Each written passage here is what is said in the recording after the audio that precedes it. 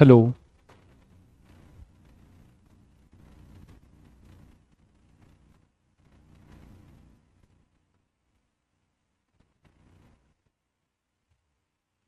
Good evening, good evening.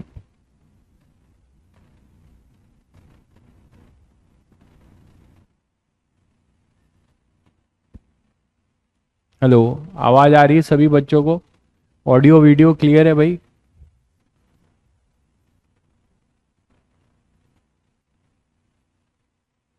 अक्षत, Amit, good evening. Audio video clear है सभी बच्चों को? रजत, तैयब, अक्षत, दुर्गेश, सभी को गुड इवनिंग भाई।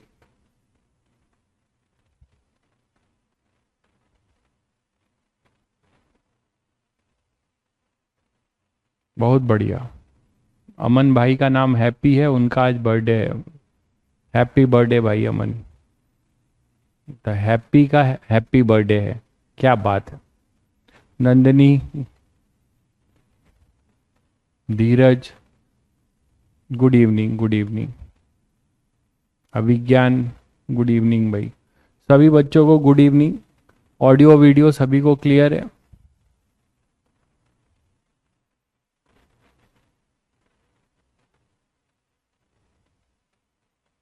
एक एक भाई बोल रहा है मेरी तरफ से विश कर दो हैप्पी का हैप्पी बर्थडे।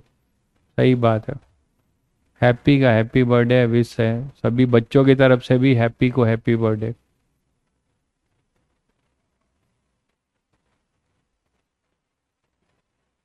चलिए, रिजल्ट आया, आप 89% लाए। कॉन्ग्रेचुलेशन संगीता।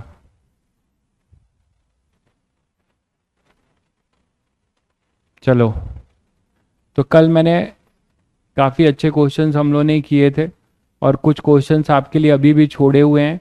उस पर आपको स्ट्रगल करना है। एक दिन उसे भी जो है डिस्कस करेंगे। अब कुछ कहानी आगे बढ़ाते हैं। काफ़ी हम लोगों ने कैलकुलस के क्वेश्चंस कर लिए, इंटीग्रेशन, डिफरेंशिएशन और सब कुछ। ठीक है। नेक्स्ट कॉन्सेप्ट है अपना कि distance travel by A particle in nth second. अगर हम बात करते हैं डिस्टेंस वन डायमेंशन के लिए, ये तो डिस्टेंस डिस्प्लेसमेंट सेम ही है। Distance travel by the particle in nth second, in nth second का क्या मतलब है, देखिएगा। और सिचुएशन कैसा है? ठीक है। सिचुएशन ऐसा है, देखो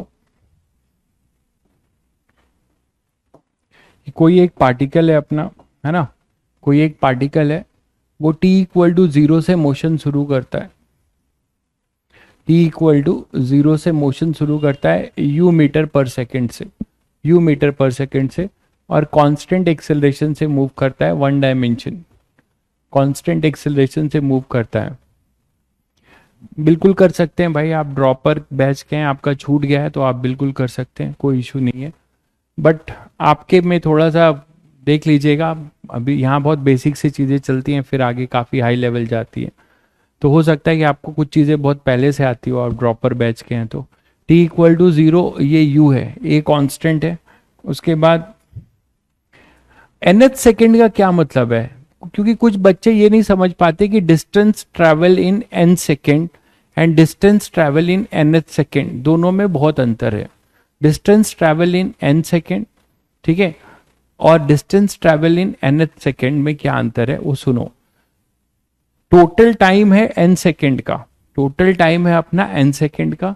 तो n सेकेंड और n माइनस वन सेकेंड, इन दोनों के बीच में जो टाइम इंटरवल बचता है, that is the distance travel in nth second.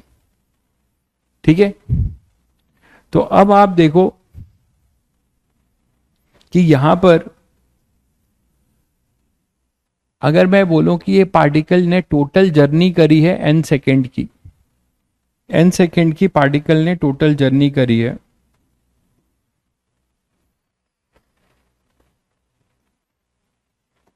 और ये जो टाइम है,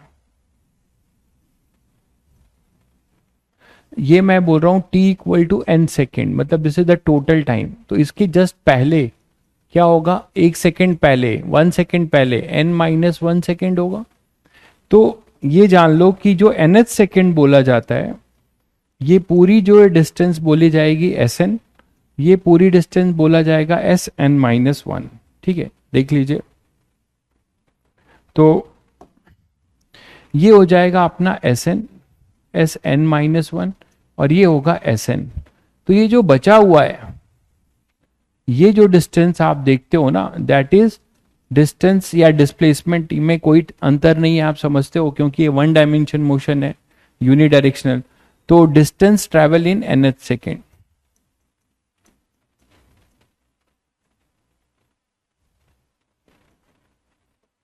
तो शायद सभी बच्चे समझ गए कि क्वेश्चन में अगर n सेकेंड दिया है, क्वेश्चन में अगर n सेकेंड दिया है, ठीक है, क्वेश्चन में अगर n सेकेंड दिया है तो हम टाइम जो है n डालेंगे, n-1 दिया है तो टाइम n-1 डालेंगे। लेकिन nth बोला है, fifth second, 6 second, 7 second, 5th second का क्या मतलब हुआ कि 5 सेकेंड और 4 सेकेंड के बीच का जो डिस्टेंस है वो है अपना nth सेकेंड। शायद सभी लोग समझ गए। तो distance travel in nth second आप लिख सकते हो, distance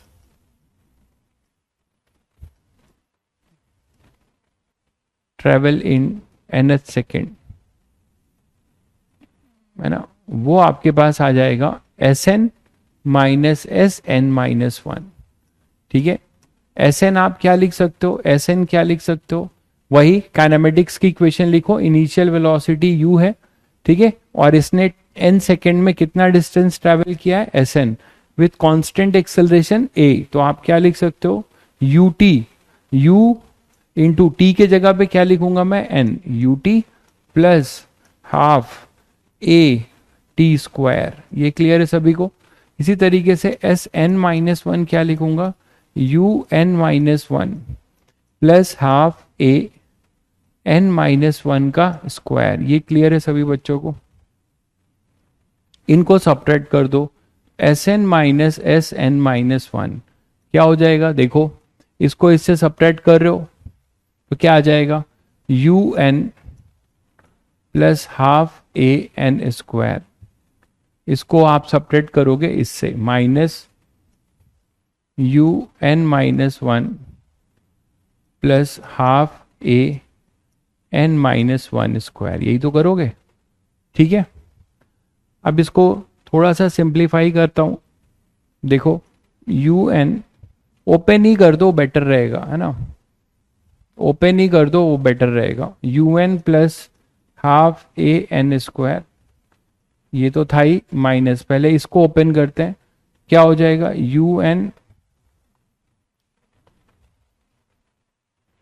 un minus u plus half a, इसको ओपन करोगे तो इधर एक n स्क्वायर आएगा, a square plus b square मतलब हाफ a, ठीक है, माइनस 2ab, तो माइनस 2n आएगा यहाँ पे, तो 2 से 2 कैंसिल हो जाएगा, तो माइनस an। ये समझ पाए तुम लोग, इसको मैंने ओपन किया और इससे मल्टीप्लाई कर दिया, डायरेक्ट लिख दिया है। तो a square plus b square, फिर माइनस 2ab करोगे तो माइनस 2n आएगा, उस 2 से ये कैंसिल होगा और यहाँ पे an आ जाएगा। यहां तक क्लियर है सभी को, ठीक है। तो अब इसको आप ओपन कर दो पूरा, एक बड़ा सा टर्म दिख रहा होगा तुम्हें, un plus half a n square, but डरो मत, बहुत सारी चीजें कैंसिल होंगी, माइनस un, ये माइनस माइनस प्लस u, फिर minus half a n square, फिर माइनस हाफ a, और ये माइनस माइनस प्लस an।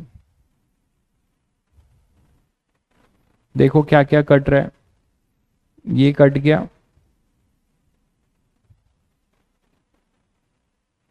ये भी कट गया, तो अब आपके पास बचा केवल ये 3 टर्म।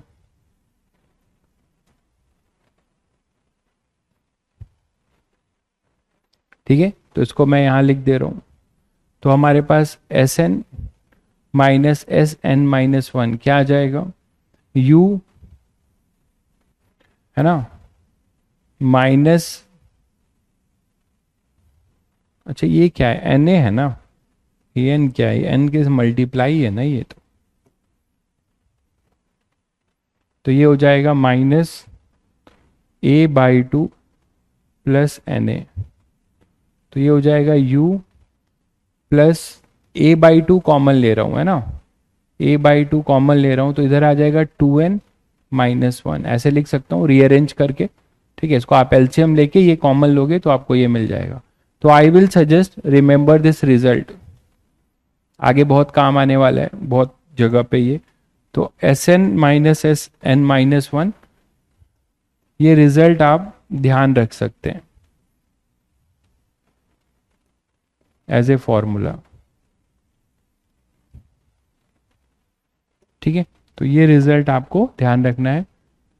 क्या दिख रहा है, initial velocity plus A by two 2n minus one, initial velocity plus u plus A by two 2n minus one. N की क्या वैल्यू रखोगे, 5 सेकेंड, 5th सेकेंड बोलेगा तो n की वैल्यू यहाँ 5 रख देना, 7th सेकेंड बोलेगा तो n की वैल्यू यहाँ पे 7 रख देना। आपको इसका मतलब 7th सेकेंड का मतलब 7 सेकेंड और 6 सेकेंड दोनों में माइनस कर देना।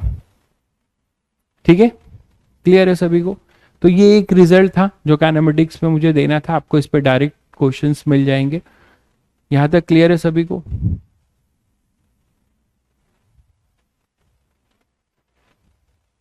ठीक है,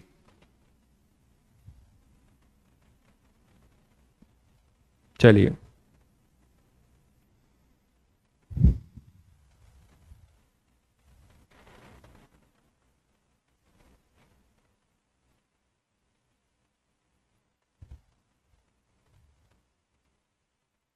बाकी काइनेमेटिक्स में कुछ क्वेश्चन चेजिंग के होते हैं, कुछ क्वेश्चन चेजिंग के होते हैं कि एक चल रहा है दूसरा कब पकड़ पाएगा। तो इस टाइप के क्वेश्चन हम रिलेटिव वेलोसिटी के साथ करेंगे।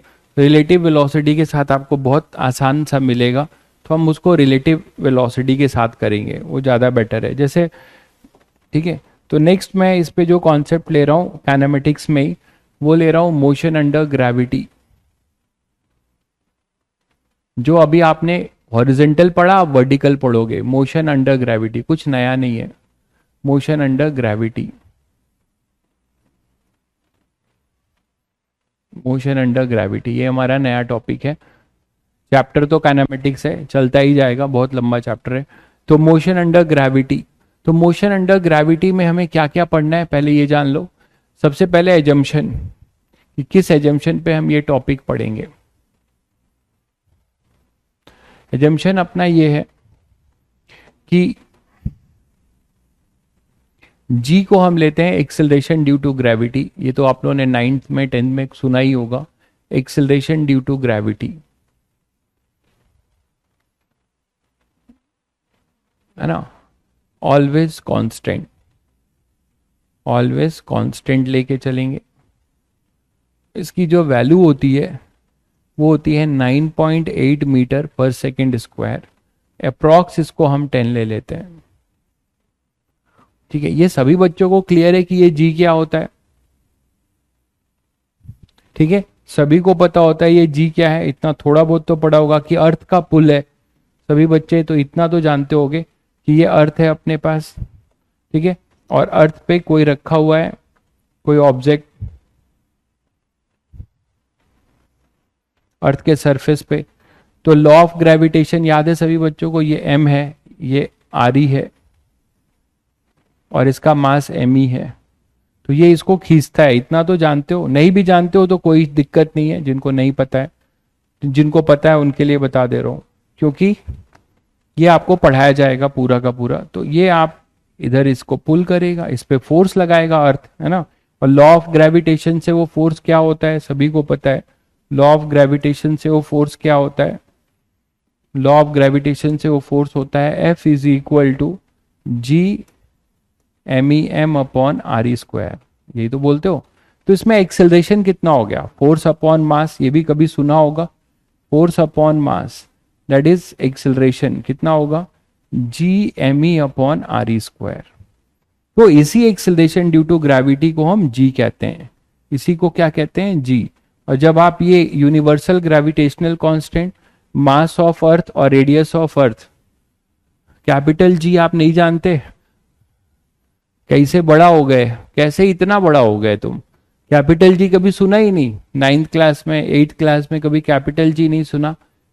Acceleration due to gravity small g होता है, और कैपिटल जी अपने पास होता है यूनिवर्सल ग्रेविटेशनल कांस्टेंट। बिल्कुल, बहुत बच्चे जानते हैं, बहुत अच्छी बात है। तो अर्थ पे रहते हो ना तुम? अरे अर्थ पे रहते हो तो जी तो सुनना चाहिए। अब कहीं और प्लैनेट से तो ना आए। तो G M E upon R E square, ये हो जाएगा जी, ठीक है।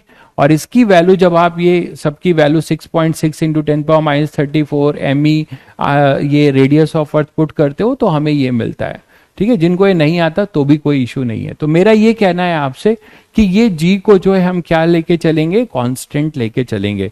मतलब हम अर्थ के ऊपर जाते हैं तो भी जी कम होता है, नीचे जाते हैं तो भी, ठीक है। आर ई क्या है बच्चे? आर ई ये अर्थ है मेरे भाई, अर्थ का रेडियस होता है, रेडियस ऑफ अर्थ। क्या बात है यार, धरती पे रह रहे हो, धरती के बारे में ना पता? भूगोल उगोल तो पढ़े हो कि भूगोल भी बंद हो गया पढ़ाई?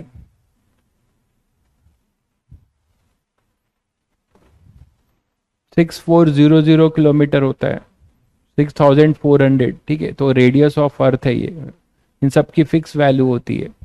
भूगोल ना पढ़े हो 8th 9th क्लास की बुक में? अच्छा, लॉकडाउन में निकाल दिया, लॉकडाउन को गिफ्ट दे दिया तुम लोगों ने 8th 9th को। चलो अच्छी बात है, कुछ तो दिया तुम लोगों ने गिफ्ट कोविड को। तो ये खैर ये नहीं भी जानते तो चलेगा। मेरा आपको ये बताने का मतलब है कि ये सरफेस पे ये वैल्यू रहती है। तो हम ये जो भी चैप्टर डील करेंगे हम मान के चलेंगे कि जो हम स्टोन को ऊपर फेंकेंगे अभी, तो जो स्टोन को जब ऊपर फेंकोगे तो इतना नहीं फेंक पाओगे कि वो रेडियस ऑफ अर्थ के कॉम्परेबल हो। मतलब मैं ऐसा नहीं फेंकने जा रहा हूं कि मैंने स्टोन को फेंका तो वो कितनी हाइट तक गया, RE/4, 3RE/4, मतलब रेडियस ऑफ अर्थ के कॉम्पेरेबल नहीं फेंक पाऊंगा मैं।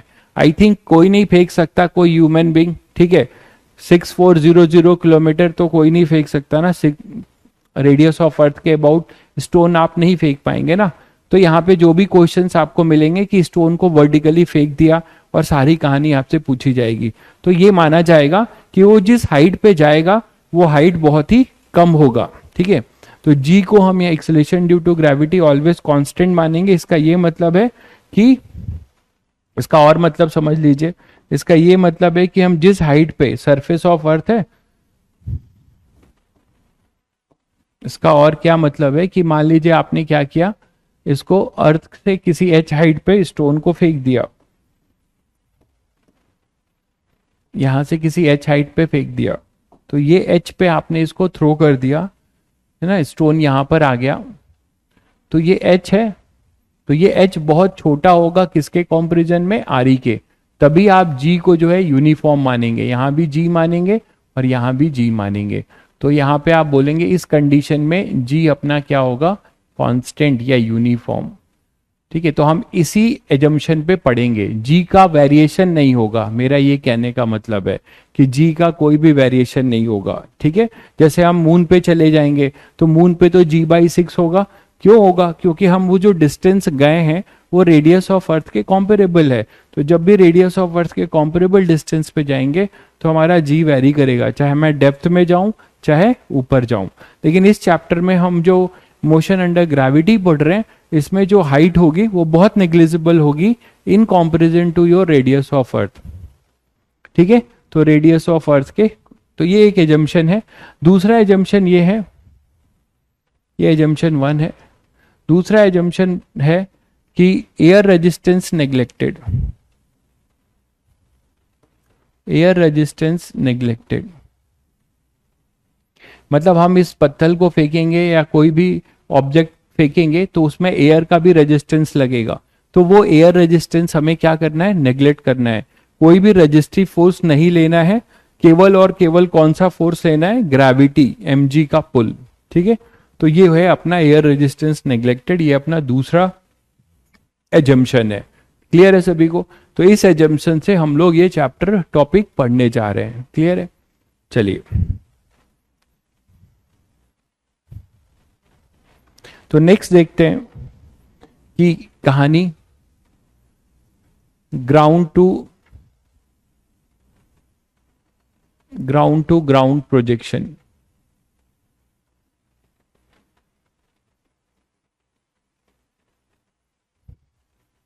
ठीक है, ग्राउंड टू ग्राउंड प्रोजेक्शन, वो भी वर्टिकली फेंक रहे हैं, वर्टिकली फेंका जा रहा है। मतलब एक स्टोन है, इसको आपने ऐसे फेंक दिया किसी u वेलोसिटी से, ये ऊपर जाएगा, सबको पता है ये ऊपर जाएगा, है ना, ये ऊपर जाएगा, और अर्थ के पुल के वजह से फिर से क्या हो जाएगा, फिर से ये नीचे चला आएगा, फिर से यहां पर ये नीचे चला आएगा। नीचे भी इसी पाथ से आएगा, आपको समझाने के लिए मैं बस पाथ अलग बना रहा हूं, और नीचे आकर ये फिर से यहां पर टकराएगा, है ना।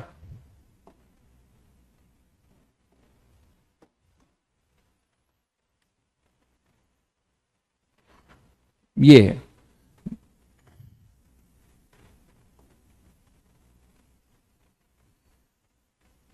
ठीक है।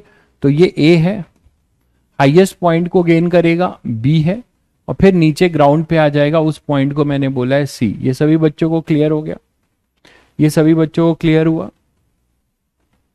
ठीक है। ऊपर फेंका गया, फिर ये किसी मैक्सिमम हाइट तक जाएगा, फिर ये नीचे आ जाएगा, ये क्लियर है सभी को। तो ये ground to ground projection, ground पे फेंका गया और ग्राउंड पर ही लौट के चला आया, ग्राउंड से फेंका गया और ग्राउंड पे ही लौट के चला आया, ठीक है। तो जब ये फेंका गया उस टाइम को मैं मान रहा हूं t=0, इसको माना जा रहा है t=0। अब सभी को पता है कि अभी अभी बताया कि हमेशा यहाँ जो एक्सेलरेशन ड्यू टू ग्रेविटी है वो हमेशा g लगेगा नीचे, g हमेशा नीचे लगता है, ये सभी को पता है, अभी बताया। अर्थ का पुल होता है ना, वो अर्थ का पुल होता है, तो उस फोर्स से उस स्टोन पे, अभी अभी इसीलिए बताया था कि फोर्स अपॉन उस स्टोन का मास, तो जो एक्सेलरेशन होगा उसे हम कहेंगे एक्सेलरेशन ड्यू टू ग्रेविटी, ठीक है। आप लोगों का कमेंट आना बंद हो गया बिल्कुल।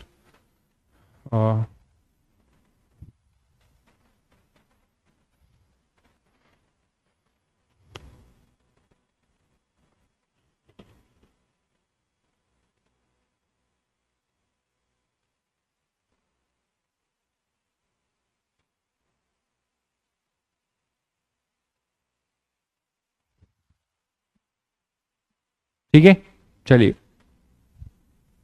तो अब ए से यहां से हम गए बी पे, हाईएस्ट पॉइंट की कंडीशन क्या होगी बताओ, कब तक आप बोलोगे कि ये ऊपर जाता रहेगा, जब तक इस पॉइंट की वेलोसिटी जीरो ना हो, मतलब वीबी क्या हो जाए, जीरो।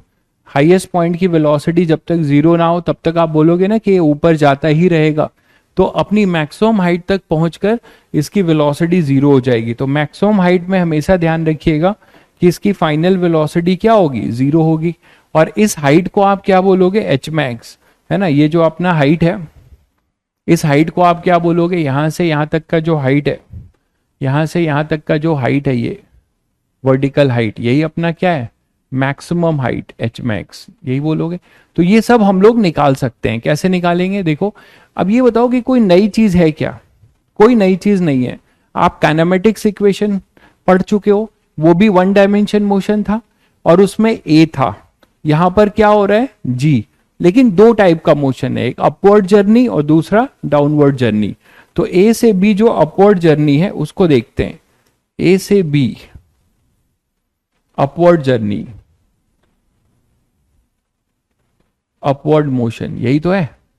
ए से बी अपवर्ड मोशन कैसा है, आप लोग बताएंगे कैसा मोशन है। वैल्यू इसकी जी है, बट क्या ये यूनिफॉर्मली एक्सेलरेटेड मोशन है कि रिटार्डेशन है, आप बताओ। यहां पर मैंने कह रखा है कि जब भी वेलोसिटी यहां पे मान लो किसी t=t टाइम की बात कर लेते हैं, t=t टाइम, ये जीरो है, कोई जनरल t टाइम पे, अभी हाईएस्ट पॉइंट पे नहीं किया है, इसकी वेलोसिटी v है। तो यहां पे एक्सेलरेशन के नाम पे g लग रहा है और वो नीचे लग रहा है, तो it will act as a retardation, है ना, एक्ट एज ए रिटार्डेशन बताया था, ये रिटार्डेशन की तरह काम करेगा, it will act as a retardation. ये क्लियर है सभी बच्चों को। तो तो it will act as a retardation. तो सारी चीजें लिख सकते हो। मान लो ये जनरल हाइट है, एच मैक्स नहीं है, जनरल हाइट है ये एच, तो सभी तीनों इक्वेशन वैलिड है। अरे तीनों इक्वेशन यहां लिख सकते हो। क्या लिखोगे? तीनों इक्वेशन क्या लिखोगे? पहली equation v is equal to u minus g t, ये पहले क्लियर है सभी को। यहाँ पे तीनों इक्वेशन आप क्या लिख सकते हो? v is equal to final velocity u, but यहाँ माइनस लिखेंगे because it is a retardation, तो माइनस जी टी। v और g अपोजिट डायरेक्शन में है, दिख रहा है सभी को? v और g अपोजिट डायरेक्शन में है, तो इट इज ए रिटार्डेशन। ठीक है, तो v equal to u minus g t लिख सकते हो। h के लिए क्या लिख सकते हो? बस a की जगह माइनस जी कर दो, u t minus half g t square. तो ये सब आपके इक्वेशंस बनने लगेंगे। Third equation v square equal to u square minus two g h. तो these all three are equations for upward journey. आप इसको यूज कर सकते हैं, अपवर्ड जर्नी के लिए आप इसे यूज कर सकते हैं। अब आप पूछोगे सर हम अपवर्ड जर्नी का टोटल टाइम ऑफ फ्लाइट चाहते हैं, मतलब मैं ए से बी का टाइम चाहता हूं। तो टी ए बी, मान लो आपसे एक पर्टिकुलर टाइम पूछा गया टी ए बी, ठीक है, और एच मैक्स, और क्या पूछा गया आपसे? H max, maximum height. दो चीज आपसे पूछी जा रही है, एच मैक्स और टी ए बी। कैसे निकालोगे? आप लोग निकाल कर बताओ। टी मैक्स कैसे निकालोगे? क्या कंडीशन लगाओगे टी मैक्स के लिए? तो आ जाएगा, जल्दी बताओ।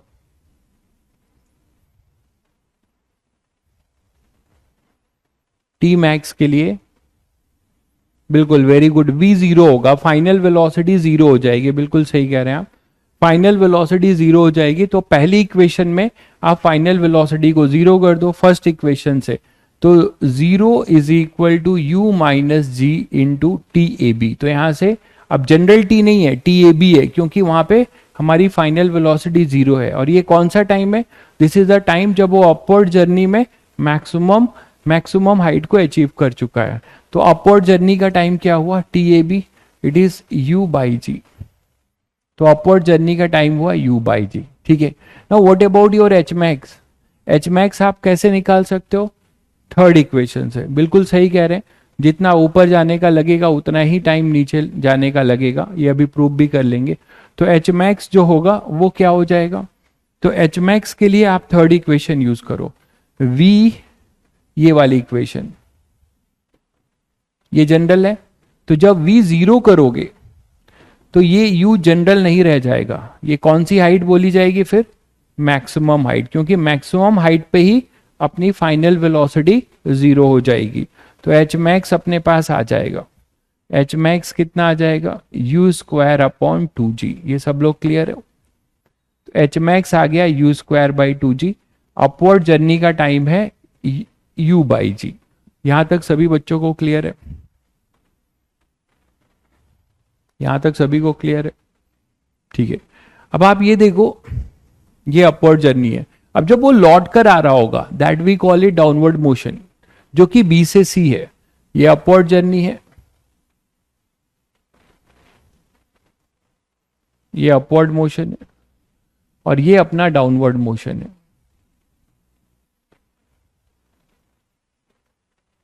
डाउनवर्ड मोशन, ठीक है। तो डाउनवर्ड मोशन में क्या करोगे? डाउनवर्ड मोशन में आपको दिखता है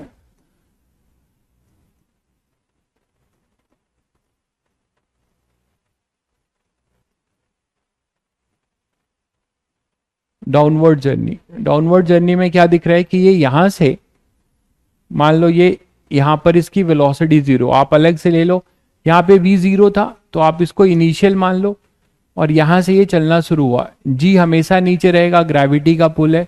यहां पे आ गया तो इसकी वेलोसिटी कुछ u हो गई। आप बोलोगे सर जहां पे जिस वेलोसिटी से फेंका गया था क्या उसी वेलोसिटी पे गिरेगा? यस, क्योंकि यहां एयर रेजिस्टेंस नेग्लेक्टेड है, जो मैंने एजम्पशन तुम्हें बताया। अगर एयर रेजिस्टेंस नेग्लेक्टेड नहीं होगा तो वेलोसिटी जो तुमने फेंकी है उससे वो अलग वेलोसिटी से गिरेगा। क्योंकि आपको थोड़ा बहुत तो याद होगा, तुम लोगों को एनर्जी कंजर्वेशन थोड़ा बहुत तो याद होगा, 9th क्लास में या 10th क्लास 9th में पढ़ा होगा कि यहां से काइनेटिक एनर्जी पहले पूरी पोटेंशियल में गई mgh, अब फिर ये पोटेंशियल पूरी पूरी किस में आ गई, काइनेटिक। लेकिन ऐसा तभी होता है जब कोई भी रेजिस्टिव फोर्स ना हो, कोई भी रेजिस्टिव फोर्स ना हो, एयर रेजिस्टेंस ना हो, तभी आप ऐसा कर पाओगे, जिस चैप्टर में हम हमेशा ऐसा लेके चलेंगे। ठीक है, तो v जीरो रहेगा, ये u है। तो इसी को आप यहाँ पे t इक्वल टू जीरो मान लो इस मोशन को, और इसको t इक्वल टू कुछ bc मान लो, ये b से c का मोशन है, डाउनवर्ड जर्नी का। तो इस केस में आपको क्या दिखता है, इसमें अगर आप कोई इक्वेशन लिखना चाहेंगे जनरल, किसी general t equal to t time पे लिखना चाहेंगे, तो ये कुछ जीरो से v बनेगा, है ना, और फिर बाद में जाके ये u हो जाएगा। जीरो से पहले कुछ जनरल v ले लीजिए। तो इक्वेशन जब भी लिखेंगे तो मेरा ये कहना है आपसे कि डाउनवर्ड में v और g दोनों सेम डायरेक्शन में, तो ये आपका एक्सेलरेटेड मोशन होगा, ये एक्सेलरेटेड मोशन लिखा जाएगा। मतलब आप यहां पर g को क्या लिखोगे, पॉजिटिव, दोनों पॉजिटिव है तो यहां पे आप g पॉजिटिव लेके चलेंगे, एक्सेलरेटेड मोशन है। ठीक है, this is our accelerated motion. तो चलिए इक्वेशंस लिखते हैं। यहां के लिए जो इक्वेशन लिखोगे वो क्या लिखोगे, इनिशियल वेलोसिटी तो अपनी जीरो हो गई, तो किसी जनरल टाइम में आप क्या लिख सकते हो, v is equal to g t, पहली इक्वेशन, u जीरो माना है ना, इनिशियल वेलोसिटी, ये इनिशियल वेलोसिटी की तरह ट्रीट करेगा, और ये किसी t टाइम की वेलोसिटी, ये अपना एक तरीके से फाइनल वेलोसिटी है। तो v equal to g t लिख सकते हो। ये h क्या लिख सकते हो यहाँ के लिए, यहाँ के लिए h लिख सकते हो केवल हाफ जी टी स्क्वायर। ठीक है, और थर्ड इक्वेशन क्या लिख सकते हो, v square equal to u square तो जीरो है तो 2gh। तो ये आप तीन इक्वेशन यहाँ के लिए डाउनवर्ड जर्नी के लिए लिख सकते हैं।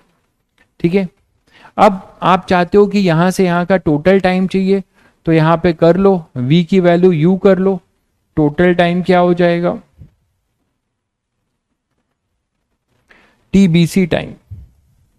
तो tbc आप यहां से प्रूव कर पा रहे हो, tbc क्या हो जाएगा, tbc क्या हो जाएगा, यहां पुट कर दो tbc, तो ये v की value v equal to u हो जाएगा, तो t जो है अपना tbc हो जाएगा, फिर से फाइनली u पे आ जाएगा। तो tbc यहां से क्या लिख सकते हो, v के जगह पे u is equal to g into tbc। तो फिर से आप देख रहे हो कि टोटल डाउनवर्ड जर्नी का टाइम भी u बाई जी ही आया है, अपवर्ड जर्नी का टाइम भी अपना u बाई जी आया था, याद करिए सब लोग, है ना। तो अब टोटल टाइम ऑफ फ्लाइट आप यहां से निकाल सकते हो, तो आप टोटल टाइम भी बता सकते हो बहुत आसानी से। टोटल टाइम क्या हो जाएगा, ग्राउंड से ग्राउंड जाने का और आने का, ये यहां से चला u से, और ये पूरा कोई अपनी मैक्सिमम हाइट को अचीव करेगा।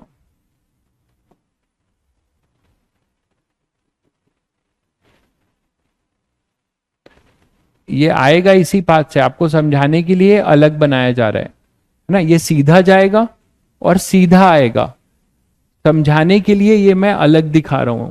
ये तो इधर शिफ्ट कौन कराएगा उसको, ये सीधा जाएगा और ऐसे नीचे सीधा आएगा, समझ गए। तो टोटल ये t इक्वल टू जीरो हो गया, और आपने देखा कि ये t equal to capital T हो गया, ये a था, ये b था, ये c था। तो कैपिटल T कितना हो जाएगा, जाने का टाइम u बाई जी, वहां से फिर आने का time u by g, total time 2u by g.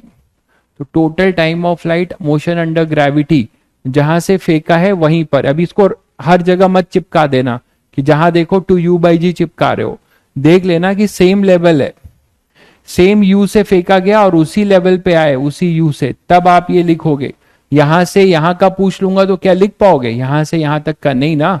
तो ठीक है, ये वहीं जहां से जिस लेवल से फेंक रहे हो उसी लेवल पे फिर से आ जाए, तो उसी स्पीड में, तो ये हो जाएगा अपना एच मैक्स। तो आपको बता ही दिया था, ये है एच मैक्स,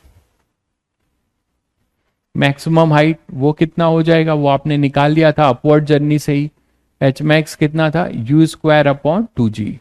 तो दो काम का रिजल्ट है आपका ये, बाकी रिजल्ट ज्यादा मैटर नहीं करता, आपको बेसिक चीज पता होना चाहिए।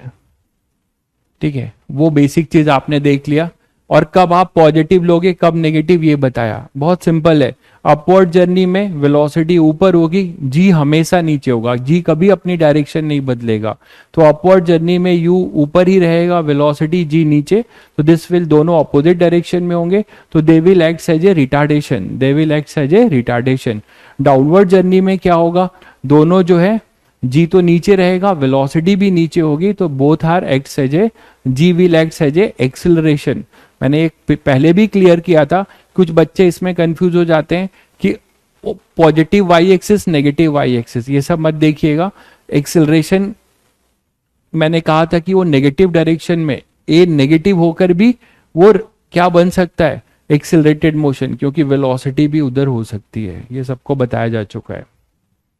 ठीक है, चलिए तो अब इस मोशन का अगर हम ग्राफ बनाना चाहें, डाउनवर्ड टू डाउनवर्ड के लिए इसका ग्राफ बनाना चाहें तो हम ग्राफ भी बना सकते हैं, है ना। ये भी ग्राफ आप लोगों को कराया गया है। जैसे इसका वीटी कर्व बनाना चाहेंगे तो क्या बनाएंगे, मोशन अंडर ग्रेविटी में वीटी कर्व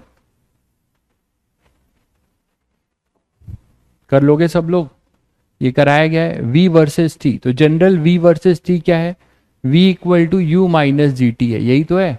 तो ये फंक्शन देखकर आपको क्या समझ में आता है कि this is a straight line, this is a straight line passing through origin at what value of theta the height is maximum. मेरे भाई थीटा कहाँ है यहाँ पर, आप प्रोजेक्टाइल में चले गए, लगता है ज्यादा पढ़ रहे हो। ये अभी थीटा यहाँ 0 है, यहाँ पे कोई थीटा 90 है, इनफैक्ट यहाँ पे कोई थीटा नहीं है। थीटा कहाँ है यहाँ पे, ये तो मैं वर्टिकली फेंक रहा हूं। जब मैं थीटा पे फेंकूंगा तो एक प्रोजेक्टाइल होगा, उसकी कहानी अलग है, वो अलग चैप्टर है, उस पर हम आएंगे। ठीक है, अभी तो हम इसको सीधा फेंक रहे हैं, वर्टिकली अपवर्ड फेंक रहे हैं, कोई थीटा उटा नहीं है। ठीक है, तो चलिए इसका ग्राफ बना दीजिए।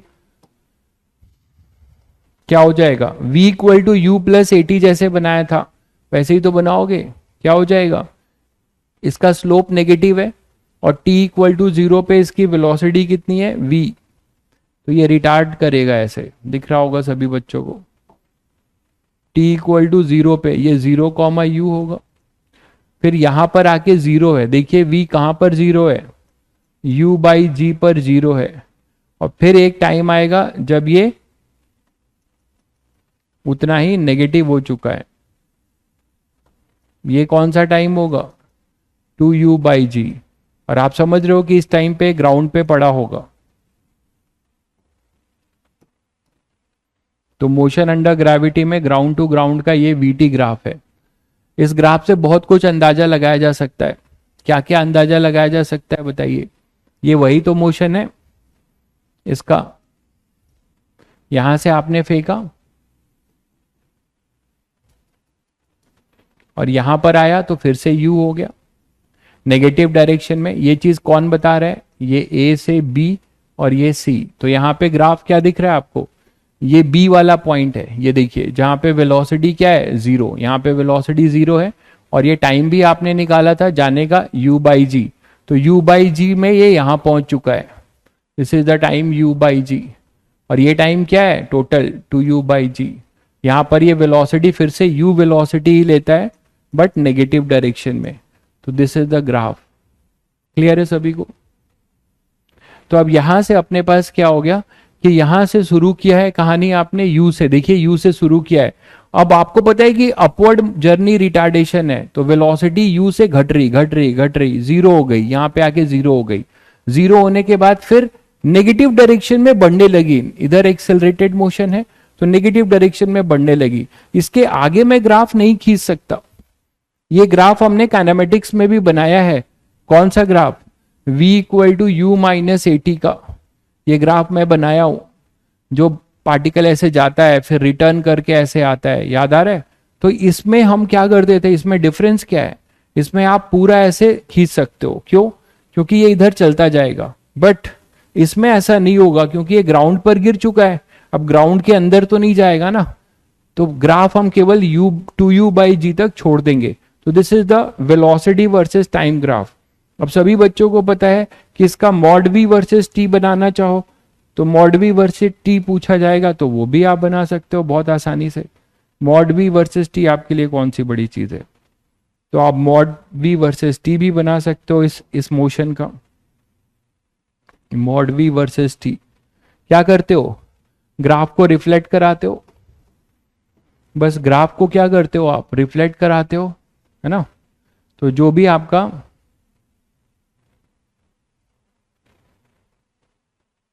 नेगेटिव डायरेक्शन वाला है वो आप उसे रिफ्लेक्ट करा दोगे, तो रिफ्लेक्ट करा दो। नेगेटिव वाले को टाइम एक्सिस को मिरर इमेज मान के इसको ऊपर ले जाओ, तो क्या हो जाएगा अपने पास,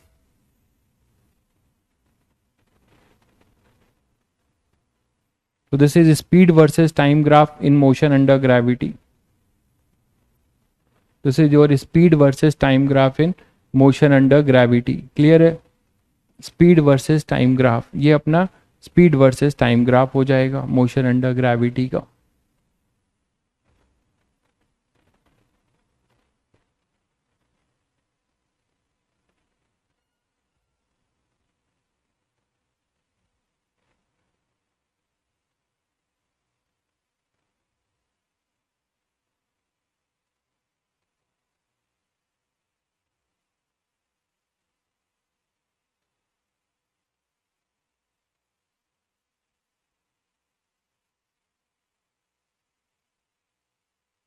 तो स्पीड वर्सेस टाइम ग्राफ हो जाएगा ये मोशन अंडर ग्रेविटी का। और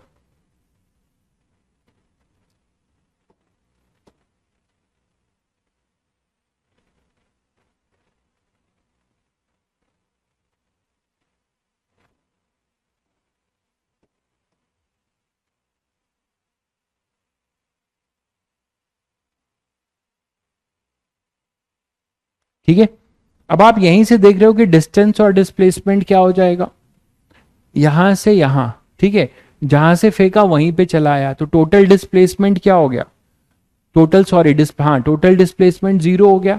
और टोटल डिस्टेंस कितना होगा, यहाँ का एच मैक्स और यहाँ का एच मैक्स, 2h मैक्स है ना, यहाँ जाने का एच मैक्स और आने का एच मैक्स दोनों जुड़ेंगे तो 2h मैक्स। तो आप यहाँ से ग्राफ के एरिया अंडर द कर्व वाले कॉन्सेप्ट से भी ये काम कर सकते थे या नहीं बताइए। आप ये बोल सकते थे ना कि सर इसमें जो एरिया अंडर द कर्व है ये तो एक पॉजिटिव है एक नेगेटिव है, ये एक आपका कर्व जो है क्या दिख रहा है, एक पॉजिटिव दिख रहा है और एक नेगेटिव दिख रहा है ना। तो इसीलिए सर डिस्प्लेसमेंट जीरो हुआ है, ये डिस्प्लेसमेंट आपका जीरो है। बट यहां पर क्या होगा, ये दोनों area under the curve add हो जाएंगे, तो एरिया निकाल दो आपको वही मिल जाएगा, एच मैक्स ही मिल जाएगा, है ना। तो यहां से आप क्या बोल सकते हो कि यहां पर डिस्प्लेसमेंट जो होगा,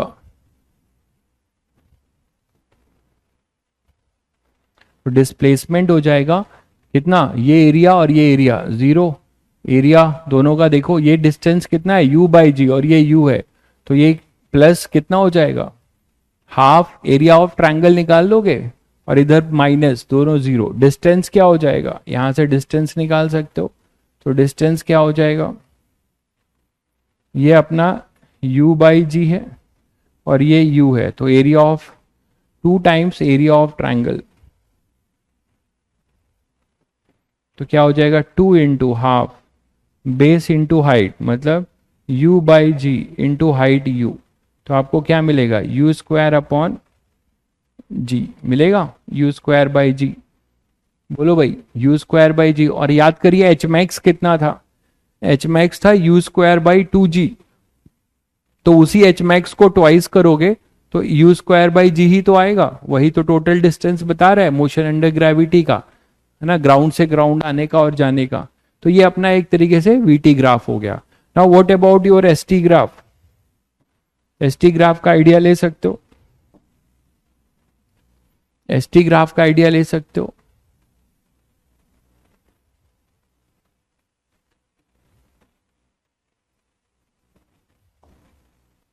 ST graph displacement versus time graph, ST graph है ना, displacement versus time graph motion under gravity.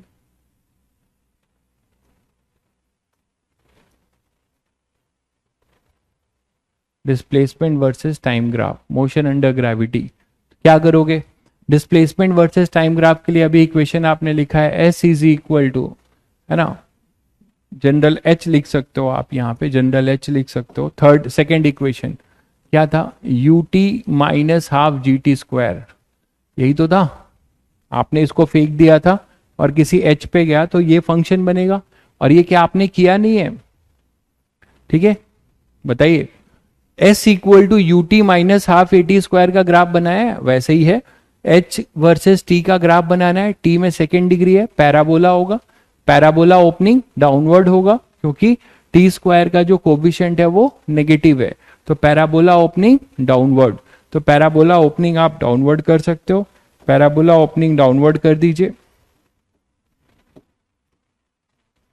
ठीक है, पैराबोला ओपनिंग डाउनवर्ड कर दीजिए, तो ग्राफ इसका कैसा बनेगा, देखिए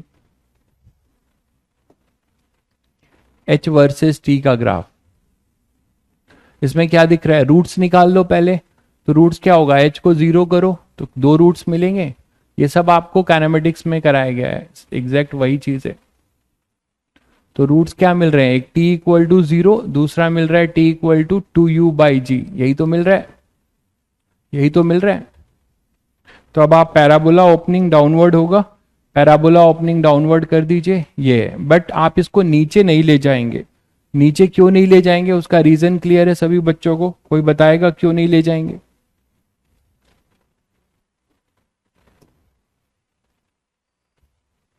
नीचे क्यों नहीं ले जाएंगे इस ग्राफ को, ये t इक्वल टू जीरो है, एक रूट आपको कितना दिख रहा है, ये रूट कितना है, टू यू बाई जी, तो अभी तो आपने देखा कि ये टोटल टाइम ऑफ मोशन है, बिल्कुल ग्राउंड पे आ चुका है, अब ग्राउंड के अंदर नहीं घुसेगा, ग्राउंड के अंदर नहीं घुसेगा ना, तो ये अपने पास टू यू बाई जी हो जाएगा, तो ये सभी को पता है इसको, जबकि काइनेमेटिक्स वाले में हम इसको नीचे ले जा सकते थे क्योंकि वो लौट कर नेगेटिव डायरेक्शन में कितनी दूर तक भी चल सकता है नेगेटिव एक्स एक्सिस पे, बट ये यहां पर ग्राउंड पर ही आके रुक जाएगा, तो आपको ग्राफ यहीं तक स्टॉप कर देने का है। उसके बाद आपको ये पता है कि ये जो इसकी हाइट है, मैक्सिमम हाइट, वो कब कवर होगी अभी आपको पता है, इसका आधा होता है, सिमेट्रिकल है, t equal to u by g में, सब ग्राफ से भी आपको यही चीज दिख रही है ना, और ये अपने पास एच मैक्स होगा, और एच मैक्स की वैल्यू सबको पता है क्या हो जाएगी, ये यू स्क्वायर अपॉन टू जी, यही तो एच मैक्स था, तो ये एच मैक्स था, ठीक है, तो ये जाने का है, अपवर्ड जर्नी का है ए से बी वाला, और ये डाउनवर्ड जर्नी बी से सी वाला, तो इस तरीके से आप डिस्प्लेसमेंट वर्सेस टाइम का ग्राफ भी बना सकते हैं। कोई बच्चा बताएगा कि इसका डिस्टेंस वर्सेस टाइम ग्राफ कैसा होगा, ये बता चुका हूं, इसका डिस्टेंस वर्सेस टाइम ग्राफ कैसा होगा, इसका डिस्टेंस वर्सेस टाइम ग्राफ बताया गया है, आपको इसी ग्राफ को क्या करना है, यहां पे एक टेंजेंट खींचकर और इसको रिफ्लेक्ट कर देना है, ये ऐसा हो जाएगा distance versus time graph, mirror image मान के, बिल्कुल डिस्टेंस वर्सेस टाइम ग्राफ भी आपको बताया जा चुका है, ठीक है, तो ये हो जाएगा अपना थर्ड इक्वेशन जो है v स्क्वायर, ये क्लियर है सभी को।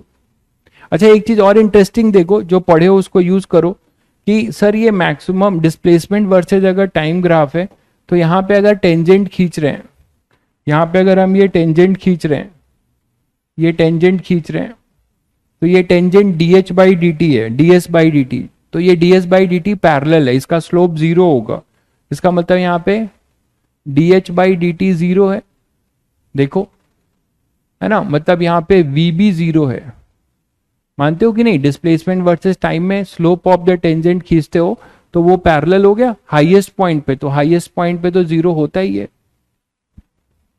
क्लियर है सभी बच्चों को। चलिए, तो ये आपका ग्राफ से रिलेटेड बात हो गई। इसी में आपको मैं एक ग्राफ का क्वेश्चन दूं कि मान लो हम क्या कर रहे हैं कि एक सिचुएशन ले रहे हैं कि एक बॉल को यहां से छोड़ रहे हैं, एक बॉल को किसी हाइट से छोड़ रहे हैं, एच हाइट से छोड़ रहे हैं, ठीक है, बॉल को किसी एच हाइट से छोड़ रहे हैं, देखिएगा ध्यान से, ये टी इक्वल टू जीरो है, फिर ये यहां पर आया, यहां पे हिट किया, और मान के चल रहे हैं कि मान लो ये वी नॉट वेलोसिटी से हिट करता है, तो ये ग्राउंड ऐसा है कि ये हिट करने के बाद रिबॉन्ड करता है, इसी सेम वेलोसिटी से रिबॉन्ड करता है, और फिर ये ऊपर जाएगा, फिर ये क्या होगा, फिर अपने उसी डिस्टेंस पर आकर फिर यहां पर आएगा, फिर से वही वी नॉट लेगा। तो शायद समझ रहे हो कि इसका मोशन फिर ये रिबॉन्ड होगा और फिर ये उसी हाइट पे पहुंचेगा। तो इस तरीके से ये ऐसा मोशन कर रहा है। तो इसका हम ग्राफ बना सकते हैं, रिपीटेड कर्व बनेगा। ए बॉल, इसको कहते हैं इलास्टिक कोलिजन। ऐसा जब होता है तो इसको नाम देते हैं इलास्टिक कोलिजन। आगे के चैप्टर्स में पढ़ेंगे आप, जिसमें कि बॉल रिबॉन्ड होती है with same velocity. Ball rebound क्यों होती है, क्यों नहीं होती है, सब आगे पढ़ेंगे। Ball rebound with same velocity, है ना, वॉल से टकराएगी, ग्राउंड से टकराएगी, तो सेम वेलोसिटी से रिबॉन्ड हो जा रही है, तो उसी हाइट पे जाएगी। एनर्जी को कंजर्व रखा गया है ना। तो यहां से गई वी नॉट, अब वी नॉट से फिर यहां पहुंची, तो फिर से वही एच, फिर से वही। अगर ये इलास्टिक कोलिजन नहीं होता तो धीरे धीरे इसकी हाइट कम हो जाती, जो आप डेली लाइफ में देखते हो। एक बॉल को अगर आप छोड़ दो तो वो टप्पा खा के धीरे धीरे उसकी हाइट कम होने लगती है और वो गिर जाती है। लेकिन हम एक आइडियल सिचुएशन ले रहे हैं, इस कोलिजन को कहते हैं इलास्टिक, जो आगे आप पढ़ेंगे। अभी आप इतना जानिए कि ऐसे कोलिजन में जिस वेलोसिटी से आएगा उसी वेलोसिटी से रिबॉन्ड करेगा। तो इसका आप वीटी ग्राफ बना सकते हो, है ना। इनफाइनाइट कोलिजन होता रहेगा, चलता रहेगा। इस पे आगे बहुत, इसका टाइम भी निकाल सकते हैं सीरीज बनाकर, वो सब हम कोलिजन में करेंगे। अभी मैं बस ऐसे सिचुएशन का ग्राफ चाहता हूं कि इसका ग्राफ बना सकते हैं हम लोग, बिल्कुल। तो इसका फंक्शन देखो क्या बनेगा। जैसे अगर आप यहां से मोशन शुरू कर रहे हो तो किसी t equal to t time में आओगे। यहां पे अगर ये t equal to t time लेते हो तो ये v होगा और ये g है। इनिशियल वेलोसिटी इसकी 0 है, आपने ड्रॉप किया है, इसको फेंका नहीं है। तो v इक्वल टू क्या लिख सकते हैं, gt। देखो ध्यान से, तो a से b वाले मोशन के लिए ग्राफ कैसा बनेगा, ये फंक्शन होगा v इक्वल टू gt का। Straight line passing through origin, but वो नेगेटिव डायरेक्शन में होगा, वो नेगेटिव। अगर आप इसको पॉजिटिव ले रहे हैं, ये डायरेक्शन जनरली हम पॉजिटिव लेते हैं, ये नेगेटिव लेते हैं। तो यहां पे ग्राफ में कैसा बनाऊंगा, देखो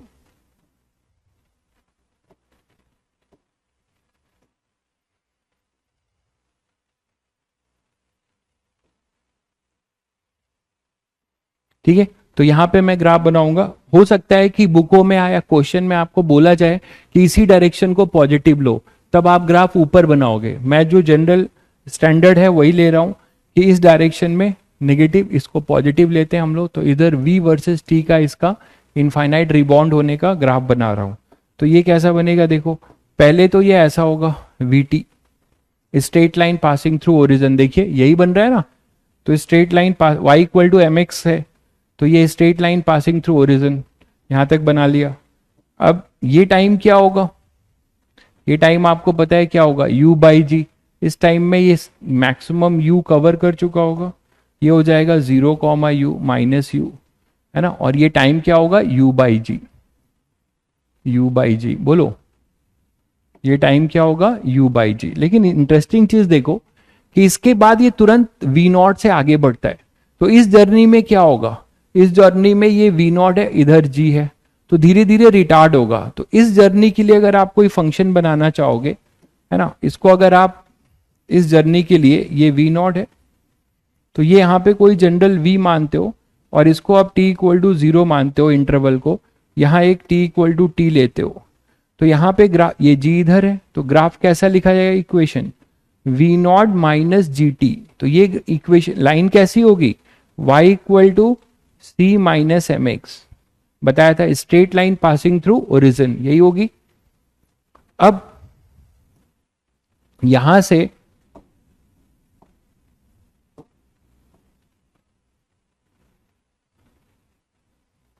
ये जो है डायरेक्शन देखिएगा ध्यान से, तुरंत ये 0, माइनस यू से इसकी वैल्यू जो है 0, क्या हो गया है, प्लस यू। ये देखो 0, वी नॉट लिया है ना, तो ठीक है इसको वी नॉट कर लेते हैं। अगर हमने वी नॉट लिया है तो ये हो जाएगा 0, माइनस वी नॉट, ठीक है।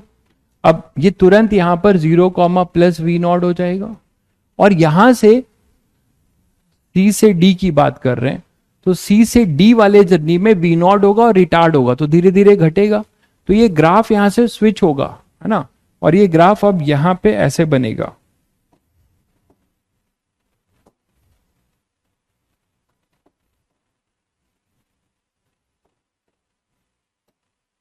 ये ग्राफ आपका अब ऐसा बनेगा।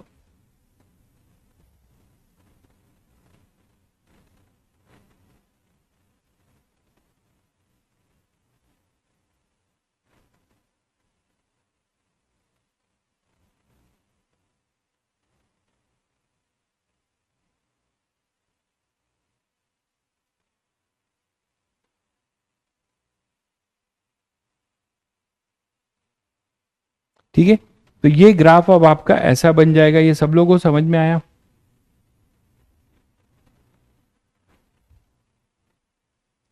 अब यही सीक्वेंस पूरा रिपीट होगा, है, समझ गए होंगे सब लोग। यही सीक्वेंस सब पूरा जो है रिपीट हम करेंगे।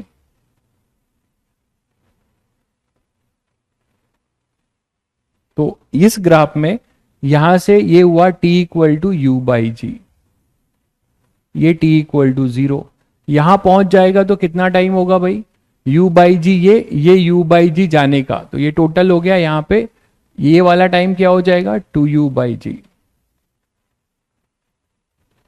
और फिर 2u बाई जी से फिर से u बाई जी और जुड़ेगा यहां पर, तो ये क्या हो जाएगा अपना 3u बाई जी।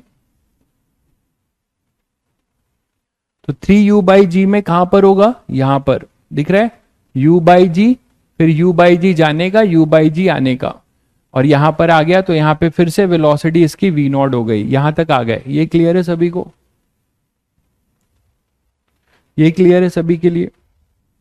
अब इसी तरीके से आप रिपीट कर सकते हो इस सीक्वेंस को, तो ये सीक्वेंस आपका इसी तरीके से इनफाइनाइट कोलिजन के लिए रिपीटेड रहेगा। इनफाइनाइट कोलिजन के लिए ये आपका रिपीटेड रहेगा इस तरीके से।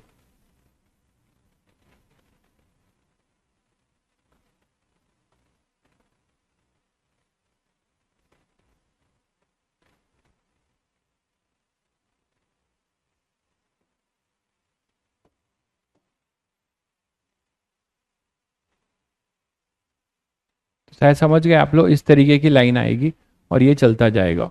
तो इस तरीके से आप इनफाइनाइट कोलिजन का वीटी ग्राफ बना सकते हो। आपका होमवर्क है माइनस वी नॉट ग्राउंड है, हाँ ये ग्राउंड है, तो वी नॉट ऊपर वाले को पॉजिटिव लिया गया है, नीचे को नेगेटिव। आपका होमवर्क है कि आप इसका कौन सा ग्राफ बनाएंगे, इसी के नीचे इसका एसटी ग्राफ, एसटी ग्राफ आपका होमवर्क है, इसी सिचुएशन में एसटी ग्राफ बनाइएगा। ठीक है, displacement versus time graph. Clear है सभी को?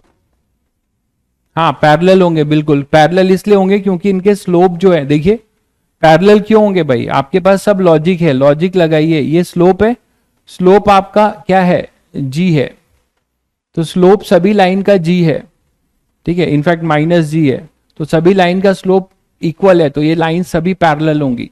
ठीक है, सभी लाइन पैरेलल होगी। चलिए आगे बढ़ते हैं फिर। तो ये कहानी थी आपकी अंडर ग्रेविटी की, बेसिक ग्राउंड टू ग्राउंड की। बट जिंदगी इतनी आसान होती तो क्या बात होती, आपसे ये नहीं पूछेगा। ठीक है, अब हम ये जनरल अप्रोच सीखेंगे कि हमने किसी पार्टिकल को फेंक दिया ऊपर, तो किसी भी टाइम से, किसी भी पोजीशन से किसी भी दूसरे पोजीशन में हम क्या कर सकते हैं, उसका टाइम निकाल सकते हैं। कैसे निकालें? ट्रायंगल तो नहीं बनेगा यार, कैसे ट्रायंगल बनेगा मेरे भाई? वीटी जब वीटी ग्राफ स्ट्रेट लाइन है, वी लीनियर है, आपको इतना काइनेमेटिक्स पढ़ा दिया, थोड़ा दिमाग लगाओ। मैं चाहता हूं कि आप लोग सोचो, कोई बच्चा सोच नहीं पाता है। वीटी ग्राफ आपका लीनियर है, तो एसटी ग्राफ क्या होगा, डीएस बाई डी टी करोगे। और अभी खैर ये भी इंटीग्रेट करने की जरूरत नहीं है, आपको एसटी ग्राफ पता है, UT minus half g t square, तो सेकेंड डिग्री पैराबोला बनेगा। ट्रायंगल कैसे बोल रहे हो, ट्रायंगल कैसे बनेगा, पैराबोलिक बनेगा, पैराबोलिक होगा, और वो भी करिएगा, आपको मजा आएगा वो ग्राफ बनाने में। कुछ सोचने के लिए दिया है इसीलिए। तो नेक्स्ट देखिए कि किसी भी जनरल टाइम टी पे हम उसका जो है टाइम ऑफ फ्लाइट निकाल सकते हैं।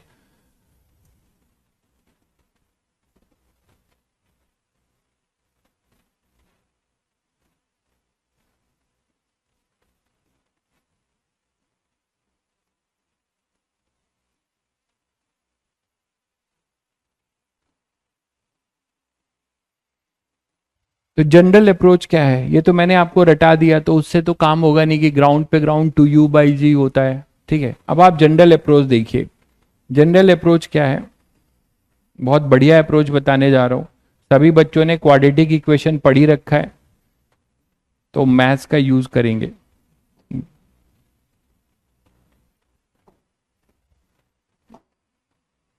ये मान लो ऐसे गया,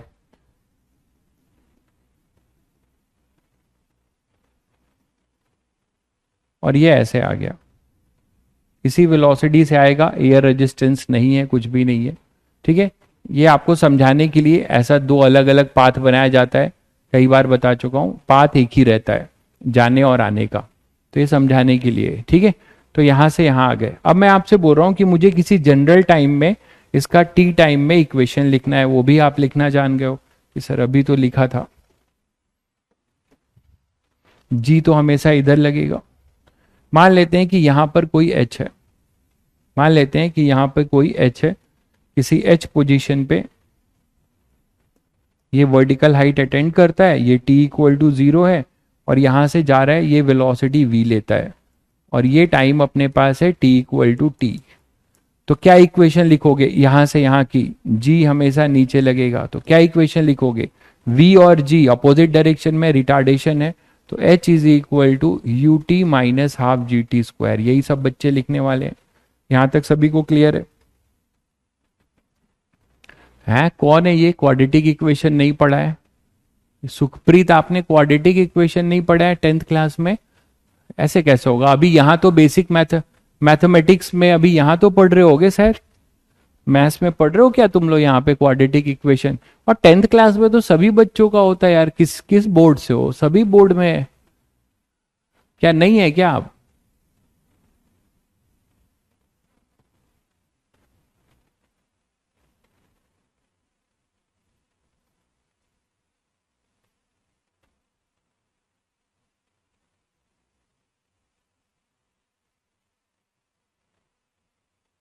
हाँ 10th में पढ़ा है ना, बस ठीक है, 10th में पढ़ा है वही बहुत है। डेली लाइफ में इसका क्या यूज है, एक भाई पूछ रहा है। अद्भुत है ये प्रकाश, बहुत अद्भुत है। h equal to u t minus half g t square. ठीक है, ये h है। अब यहां से हम t में क्वाड्रेटिक बना सकते हैं। देखो कैसे, इसको थोड़ा रीअरेंज करते हैं। 2 को इधर ले जाओ और इधर ले आओ, तो क्या हो जाएगा, 2h equal to 2u t minus g t square. G से डिवाइड कर दो, तो 2h upon g equal to 2u/g t minus t square. ठीक है, इसको इधर ले आओ, t square minus 2u/g t plus 2h upon g equal to 0। तो आपको एक क्वाड्रेटिक इक्वेशन नजर आता है, टी में एक क्वाड्रेटिक इक्वेशन सभी बच्चों को नजर आता है। ठीक है, तो सभी बच्चों को एक टी में क्वाड्रेटिक इक्वेशन नजर आता है। अच्छा, तो अब आपको पता है कि टाइम तो इमेजिनरी हो नहीं सकता, सभी को पता है। जब मैंने आपको पैराबोला का ट्रेसिंग सिखाया था तो भी सब बताया था कि क्वाड्रेटिक इक्वेशन में टी कभी इमेजिनरी नहीं होगा, तो आपको डिस्क्रिमिनेंट लेस देन या ग्रेटर देन चेक करने की जरूरत नहीं है। टी हमेशा रियल होगा, इमेजिनरी टाइम नहीं होगा, है ना। जो हम आप मान लेते हैं इमेजिनरी टाइम नहीं है, रियल टाइम की सीन हो रहा है। आपने पत्थर फेंका, वो पत्थर कभी ना कभी लौट कर आएगा। लेकिन यहां पर अब सोचने वाली बात यह है भाई कि ये क्या बताना चाह रहा है, ये क्वाड्रेटिक क्या बताना चाह रहा है कि सर टाइम के तो 2 रूट्स होंगे, टाइम के 2 रूट्स होंगे, बिल्कुल 2 रूट्स होंगे। तो चलिए देखते हैं वो 2 रूट्स क्या है। ठीक है, तो मान लेते हैं कि let t1 and t2 be 2 roots, let t1 and t2 be 2 roots. पहले तुम लोग ये बताओ यार कि रूट्स का मतलब क्या समझते हो? अगर ये y इक्वल टू आप बोलते हो, ऐसे लिखते हो ना, ax square plus b x plus c, ऐसे लिखते हो, आप बोलते हो कि रूट्स निकालो, तो आप y को 0 पुट करते हो। इसका क्या मतलब है? मैंने तुम्हें ट्रेसिंग में भी समझाया था। इसका ये मतलब है कि x की हम वो वैल्यू निकाल रहे हैं जहां पर y 0 है, मतलब जहां पे y जो है x एक्सिस को कट कर रहा है। वेरी गुड, वहां जहां पे y x एक्सिस को कट रहा है, ठीक बात। तो यहां अब आ जाओ, यहां h है, ठीक है। तो यहां पे अब आप रूट्स का क्या मतलब है कि मैं पर्टिकुलर h की वैल्यू रख रहा हूं, तो h की वैल्यू पे मुझे t की दो वैल्यू मिलेगी जहां पे डिस्प्लेसमेंट, ये डिस्प्लेसमेंट होता है, ये सेकेंड इक्वेशन में डिस्प्लेसमेंट होता है, ये उस समय भी बताया था, फिर बता रहा हूं, ये गलती मत करिएगा, ये हमेशा क्या होता है, डिस्प्लेसमेंट। तो इंटरेस्टिंग चीज आपको मिलने वाली है अगर आप रिलेट कर रहे हैं तो, देखिए ए से बी सी ये डी है, तो ए से डी जाने में भी एक बार एच हाइट गेन होगा, और जब वो लौट कर आ रहा होगा, ये देखो इधर, जब वो लौट कर इधर जा रहा होगा उस समय इसको सेम वर्टिकल हाइट पे वही स्पीड मिलेगी। और फिर आपसे पूछा जाए कि ग्राउंड से इसका डिस्प्लेसमेंट कितना है, जब ये लौट कर आ रहा होगा तो ये ग्राउंड पे इसका डिस्प्लेसमेंट कितना है, डिस्टेंस नहीं डिस्प्लेसमेंट, डिस्टेंस तो ये पूरा पाथ लेंथ होगा, डिस्प्लेसमेंट अभी भी कितना है, एच ही है। इससे आपने क्या समझा कि सर इसीलिए दो रूट्स मिल रहे हैं क्योंकि हमें किसी सिंगल डिस्प्लेसमेंट पे दो टाइम मिलेगा, एक बार जाने में भी वो डिस्प्लेसमेंट कवर करेगा और एक बार लौट कर आने में भी उसको वही डिस्प्लेसमेंट मिलेगा। तो टाइम तो बढ़ रहा होगा ना, टाइम तो स्टॉप नहीं होगा, यहां टाइम t इक्वल टू 0 था, यहां कुछ t1 होगा, तो यहां पे बढ़ते बढ़ते यहां कुछ t2 आ चुका होगा। तो that's why we have two roots. सभी को क्लियर हुआ कि यहां दो रूट्स का क्या मतलब है, let t1 and t2 be two roots, that is for both t1 and t2 displacement is h, displacement जहां से फेंके हो, displacement of particle is h। ये सभी बच्चों को क्लियर हो रहा है, ये जो मैंने बात लिखी ये सभी को क्लियर हुआ कि डिस्प्लेसमेंट आपका h होगा। तो अब यहां पर क्या हो जाएगा, इस रूट्स में देखते हैं कि अगर दो रूट्स हैं तो देखेंगे क्या दोनों पॉजिटिव रूट्स हैं, तो सम ऑफ द रूट का सभी को पता है, सम ऑफ द रूट यहां से चेक करो, t1 प्लस t2 क्या आ रहा है, सम ऑफ द रूट क्या आएगा, माइनस बी बाई ए, मतलब 2u by g. What about your product of the root t1 t2 c by a, तो सर 2h बाई जी। तो sir product of the root भी positive है, sum of the root भी positive है, product of the root positive है, इसके पास दो पॉसिबिलिटी थी कि आइदर दोनों अपोजिट साइन के, सॉरी दोनों सेम साइन के होंगे, तो दोनों नेगेटिव भी हो सकते थे और दोनों पॉजिटिव भी, but sum of the root भी साइमल्टेनियसली पॉजिटिव है। तो इससे समझ जाते हैं आप कि इन दोनों से आपको समझ में आता है कि t1 भी पॉजिटिव है और t2 भी पॉजिटिव है। तो सर दोनों पॉजिटिव हैं, मतलब हमें रियल टाइम मिलने वाला है, यही तो मतलब है। टाइम नेगेटिव का क्या मतलब है कि वो मोशन हुआ ही नहीं है, लेकिन यहां दोनों मिल रहे हैं, मतलब दो रियल टाइम मिलेंगे जहां पे डिस्प्लेसमेंट h होगा। ठीक है, क्लियर है। दैट इज लिखा है भाई मेरे, इसका मतलब है दैट इज, आई ई नहीं है ये, बहुत बढ़िया। Let t1 and t2 be two roots, that is लिखा हुआ है। ओहो, दैट इज लिखा है मेरे भाई। तो यहां पर ये t1 और t2 जो है ये आ गया, ठीक है। तो दो रूट्स मिले। अब यहां पे बताओ मुझे कि वो रूट्स जो है यहां क्या सिग्निफाई कर रहा है, इसमें से कोई छोटा होगा कोई बड़ा। तो अगर ये माने कि let t1 is less than t2, तो अगर t1 लेस देन t2 है तो आप मुझे यहां से बताओगे कि वो रूट्स आपको कौन सी जर्नी का बता रहे हैं। t1 होगा a से d जाने का समय, a से d जाने का समय होगा t1, ठीक है। और a b, ये कुछ मेंशन नहीं किया, इसका नाम दे दो e, ठीक है। तो यहां से पूरा यहां से यहां जाने का टाइम है अपना t2। तो इसको मैं यहां पे अगर बनाऊं या ये दिखाऊं तो ऐसे दिखा सकता हूं, देखो ये a से b वाला ये टाइम है अपना t1, ये पूरा टाइम t1 है। और ये जो टाइम आपको बना रहा हूं पूरा, यहां से यहां, ये क्या है भाई, ये है t2, दिख गया सभी को। यहां से फिर से ये पूरा यहां से यहां तक आया, ये t2 है, और यहां से यहां तक आया ये t1 है। दोनों टाइम में इसका डिस्प्लेसमेंट कितना है, h ही है।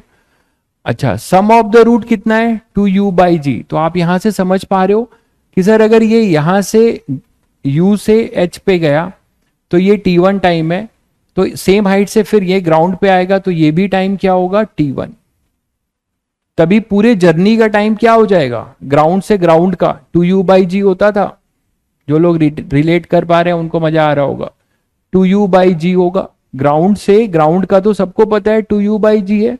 तो ये total time of flight 2u/g आ रहा है। इसका क्या मतलब है कि ए से डी का टाइम t1, या डी से यहां से आपने क्या क्या चीजें कंक्लूड करी कि आपको कहीं से कहीं पूछा जाए time of motion of a से d is same as e से c and that is equal to t1।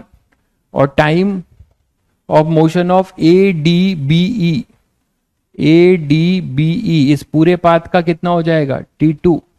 तो ये इसका मतलब है। क्लियर है सभी को? ये क्लियर है सभी को?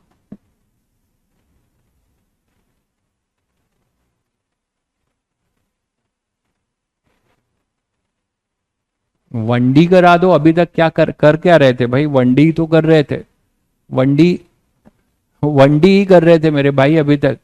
सारे काइनेमेटिक्स इक्वेशन डेराइव किया, उसके कैलकुलस के क्वेश्चंस किए, सब 1D मोशन 2D, उसमें वेक्टर के भी 2D भी कर रहे थे। तो ये क्लियर हो गया सभी को कि यहां पे दो टाइम ऑफ फ्लाइट का क्या मीनिंग है। ठीक है, तो t a d t c equal to t1 और T a d B t2। तो कभी भी आपसे कोई पूछा जाए कहीं से कहीं के लिए तो आप क्वाड्रेटिक बनाकर ये चीजों को कर सकते हो बहुत आसानी से। तो इस रूट्स में ये क्लियर है कि आपसे कैसा क्वेश्चन पूछा जा सकता है।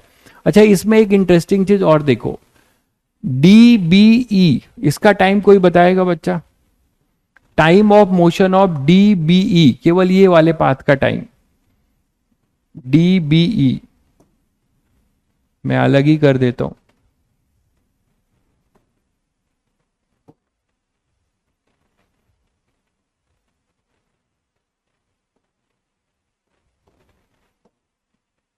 ये था, ये यू से गया था और ये यहां पर आ गया था। ये एच हाइट था, यहां पे वेलोसिटी कुछ वी गेन किया था। तो मैं पूछ रहा हूं कि मुझे वो टाइम चाहिए, ये वाला टाइम, केवल यहां से यहां का टाइम, ये टाइम। इसको नेमिंग किया था हम लोगों ने। ए क्या नेमिंग किया था? ये बी था, आई थिंक ये सी था, ये डी था और ये ई था, यही था शायद। तो हमें टाइम बताना है डीबीई का। टी डी बी ई कैसे करोगे? कैसे करोगे टी डी बी ई? ये कैसे निकाल सकते हो? बोलो। T2 - T1, very good. T2 - T1, बहुत बढ़िया भाई, बहुत बढ़िया, बिल्कुल सही कह रहे हैं। कम से कम कुछ लोग तो बता रहे हैं। अब यहां पर ये चीज अभी अभी आपने किया है, आपको पता है कि यहां से यहां तक का टाइम पता है यार, तो ये तो बहुत आसानी से निकल जाएगा कि ए बी ई ये पूरी जर्नी का टाइम, इस पूरे जर्नी का टाइम यहां से यहां का टाइम सभी को पता है कितना है t2। अभी अभी आपने देखा, रूट्स बनाया था। और ये यहां से यहां का टाइम कितना है t1। तो इस t2 में से इस t1 को माइनस कर दें तो हमें यहां का टाइम मिल जाएगा। तो टाइम टी डी बी, एक बहुत जनरल अप्रोच बता रहा हूं, इससे आप कुछ भी कर सकते हैं। नहीं तो आप मोशन को ब्रेक कर करके करते रहेंगे, 2 पेज लग जाएगा। T2 - T1 ये होगा। अब T2 - T1 सर कैसे लिखें? अभी अभी आपने क्वाड्रेटिक इक्वेशन बना रखा है। देखिए ये क्वाड्रेटिक है आपका, t² - 2u/gt + 2h/g। सब वैल्यू दी जाएगी आपको, क्वेश्चन में वैल्यू दी जाएगी। और सम ऑफ द रूट आपको पता है, प्रोडक्ट ऑफ द रूट पता है। तो आपने 10th क्लास में खूब किया है कि डिफरेंस ऑफ द रूट कैसे निकालेंगे।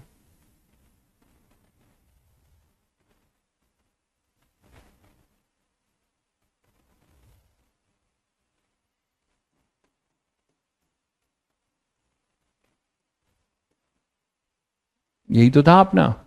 तो ये आपको पता है सब ऑफ द रूट, कितना है 2u/g। Product of the root अभी आपने निकाला है 2h/g। इसके जरिए आप ये निकाल सकते हैं T2/T1। कैसे? T2 माइनस T1 के स्क्वायर को आप क्या लिख सकते हो यार, T1 प्लस T2 का होल स्क्वायर माइनस 4T1/T2, ऐसे लिख सकते हो कि नहीं बताओ, बोलो। T2 माइनस T1 का होल स्क्वायर इक्वल टू, ये लिख सकते हो, उसको ओपन करो तो ये आपके पास क्या आ जाएगा -2ab। शायद सभी को क्लियर है। तो T2 minus T1 is equal to under root of T1 plus T2 square minus 4T1/T2। आ गया कि नहीं डिफरेंस? अरे डिफरेंस आया कि नहीं? सम ऑफ द रूट उठा के रख दो, प्रोडक्ट ऑफ द रूट आपको पता है, यहां पे पुट कर दोगे, आपको जिस हाइट पे पूछा गया, जिस हाइट पे था उसी हाइट पे फिर से आने का समय आपसे पूछ लिया जाए तो आप इजीली कर सकते हैं रिटर्निंग का, सेम हाइट से सेम हाइट पे रिटर्निंग का। अब केवल कोई बच्चा 2u/g रट के बैठा है तो वो कर पाएगा क्या? नहीं। अब कोई बोलेगा सर ये भी तो कर सकते थे कि ये v से है और ये v पे गया, बिल्कुल।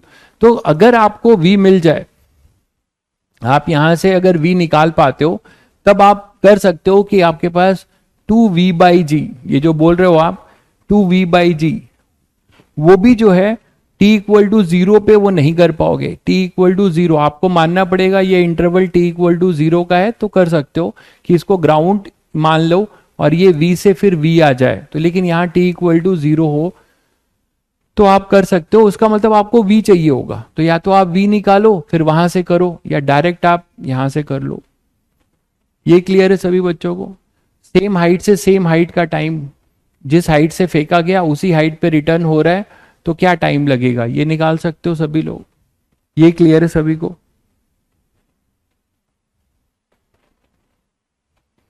ठीक है, तो आप लोग जनरल टाइम आपने निकाल दिया कि किसी जनरल हाइट पे जाने पे क्या टाइम होगा। तो आपने दो चीजें सीखी। पहली चीज आपने ये सीखा कि अगर हम किसी जनरल हाइट से उसको अगर फेंक देते हैं तो हमारे पास क्या होगा, दो ऐसे टाइम मिलेंगे जहां पे वो फिर से उसी डिस्प्लेसमेंट को पहुंचेगा। डिस्प्लेसमेंट जीरो क्यों नहीं है? अरे डिस्प्लेसमेंट जीरो क्यों होगा? जब हमसे एच हाइट पे पूछा है तो जीरो क्यों करेंगे यार? ग्राउंड टू ग्राउंड का तो निकाल लिया ना हमने, ग्राउंड से ग्राउंड का तो 2u/g है, वो तो निकाल चुके हैं। अब मैं आपको ये कह रहा हूं कि किसी एच हाइट पे गया तो आपने ये देखा कि एच हाइट की जब इक्वेशन लिखी तो टी में क्वाड्रेटिक बना, और उस क्वाड्रेटिक के दो रूट्स हैं। उन दो रूट्स आपको क्या बताना चाह रहे हैं? वो दो रूट्स आपको ये बताना चाह रहे थे कि हमें दो टाइम ऐसा मिलेगा जब पार्टिकल का डिस्प्लेसमेंट दो बार एच होगा, एक बार जाने में भी एच होगा और एक बार जब वो आ रहा होगा तो फिर से ग्राउंड से ये डिस्टेंस हमारी एच ही होगी। तो it will take two times for the same displacement, for upward journey and other one is for downward journey. तो उसके लिए जो टाइम डिफरेंस टाइम होगा वो दोनों टाइम आप यहां से निकाल सकते हो। इसको रूट्स को सॉल्व करोगे तो आपको दो रूट मिल जाएंगे। जो छोटा रूट होगा वो पहला टाइम होगा अपवर्ड जर्नी में डिस्प्लेसमेंट एच का, जो बड़ा रूट होगा वो डाउनवर्ड जर्नी में डिस्प्लेसमेंट एच का टाइम होगा। मतलब ये यहां से यहां पूरा T2 और यहां से यहां पूरा T1। Sum of the root का फॉर्मूला भूल गए क्या? सम ऑफ द रूट का देखिए, ax² plus bx plus c, यही तो था, यही था ना क्वाड्रेटिक इक्वेशन। तो इसमें सम ऑफ द रूट क्या लिखते थे? भूल गए? -b/a। और प्रोडक्ट ऑफ द रूट क्या लिखते थे?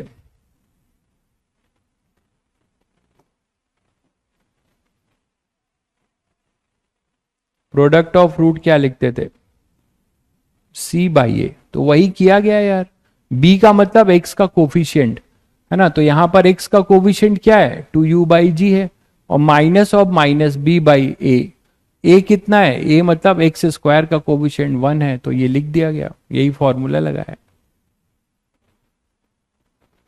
क्लियर है? चलिए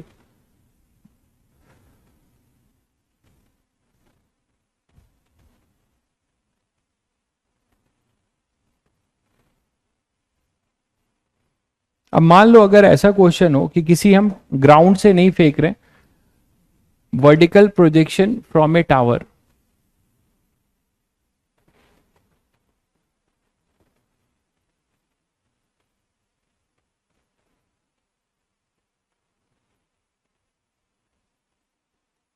टावर से हम किसी वर्टिकल प्रोजेक्शन कर रहे हैं, कहां से, किसी टावर से, मतलब टावर पे खड़े हो गए हैं और ये ग्राउंड है। अब यहां पे खड़े होके एक पार्टिकल को प्रोजेक्ट कर रहे हैं u वेलोसिटी से। तो अब ये ऊपर जाएगा और फिर ये ऐसे ग्राउंड पे आएगा। ठीक है, अब यहां पे ये मत बोल देना कि सर ये भी u होगा। मैंने कहा है कि ये u है, मतलब जब ये टावर के हाइट पे फिर से ऐसे आ रहा होगा लेवल पे, तो ये u होगा, ये तो कुछ और होगा, ये v होगा, और ये टोटल हाइट है टावर की h। तो अब आपसे ऐसे केस में पूछा जा सकता है कि ग्राउंड पे गिरने में क्या समय लगा, ग्राउंड पे गिरने में क्या समय लगा। ठीक है, तो अब ऐसे क्वेश्चन का भी जनरल अप्रोच यही है जो मैंने आपको अभी बताया कि क्या करो, जहां से फेंका जा रहा है उसे आप ओरिजिन मान लो, जहां से फेंका जा रहा है उसे आप ओरिजिन मान लो। ठीक है, और यहां से अब डिस्प्लेसमेंट देखो, यहां से जब ये यहां पर गिरा तो what is the displacement of the particle, this is your 0, y, this is minus. अगर आप इसे पॉजिटिव ले रहे हो और इसे नेगेटिव ले रहे हो तो ये क्या हो जाएगा, coordinate y coordinate minus h का। तो डिस्प्लेसमेंट क्या होगा, 0 से इधर गए नीचे, तो 0 से माइनस h, ये क्या हो जाएगा, ये है ना डिस्प्लेसमेंट वेक्टर क्वांटिटी है, तो साइन के साथ लिखेंगे। ठीक है, तो ये अपना 0, 0 और नीचे आ गए तो क्या हो जाएगा, माइनस h।